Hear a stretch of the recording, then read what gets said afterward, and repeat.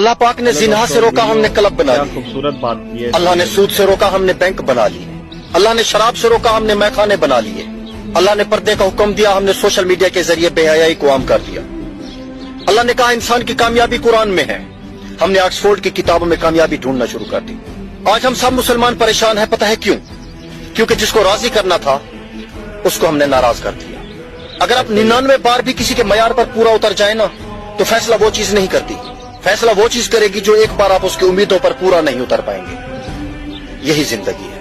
लोगों को परखा, समझा और फिर जाना कि इस दुनिया में इतनी बेहिसी है कि हम अपना सब कुछ भी कुर्बान कर दें तो लोग यही जाहिर करेंगे कि कुर्बानी इनका हक है और हमारे खुलूस का कोई मोल नहीं। अगर तुम जिंदगी को समझना चाहते हो तो दूसरों की कही हुई बातों और लिखी हुई चीजों पर यकीन करना छोड़ दो, खुद मुशाहिदा करो और खुद दरियाफ्त करो। मुस्कुरा दीजिए और कह दीजिए कि मैं ठीक हूं, क्योंकि कोई भी हकीकत में परवाह नहीं करता।